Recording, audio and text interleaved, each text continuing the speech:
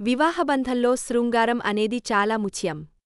శృంగార జీవితం బాగుంటుంటేనే దంపతుల మధ్య ప్రేమానురాగాలు, ఇద్దరి మధ్య బంధం బలంగా ఉంటుంది. కానీ చాలామంది శృంగారంలో పాల్గొనేటప్పుడు తీవ్రంగా అలసిపోతారు. దీని కారణంగా వారు శృంగారంలో రాణించలేరు. దీంతో ఆ దంపతుల మధ్య దూరం ఏర్పడుతుంది.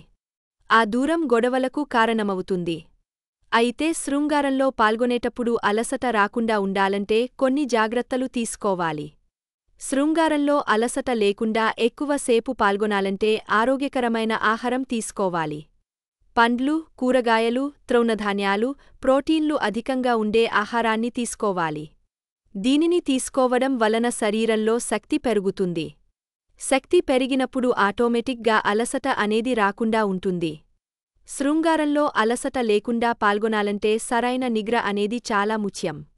నిద్ర సరిగ్గా లేకపోతే శరీరం త్వరగా అలసిపోతుంది. దీని ద్వారా శృంగారంలో పాల్గొన్నప్పుడు తొందరగా అలసట వస్తుంది. దీని కారణంగా శృంగార జీవితం అనేది తీవ్రంగా ప్రభావితం అవుతుంది.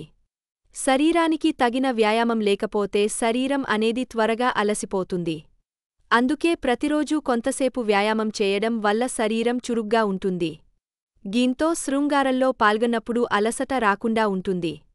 శృంగారంలో విఫలమవడానికి ముఖ్యమైన కారణాలు ఏదైనా ఉందంటే అది ఒత్తిడి. ఒత్తిడి కారణంగా శృంగారంలో చాలా మంది విఫలమవుతుంటారు.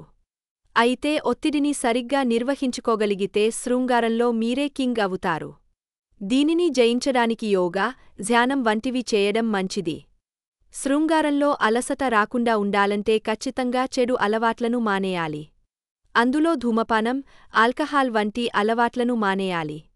ఈ అలవాట్లు శృంగారంలో పాల్గొన్నప్పుడు తొందరగా అలసిపోవడానికి కారణమవుతాయి. అలాగే పుష్కలంగా నీరు తాగాలి.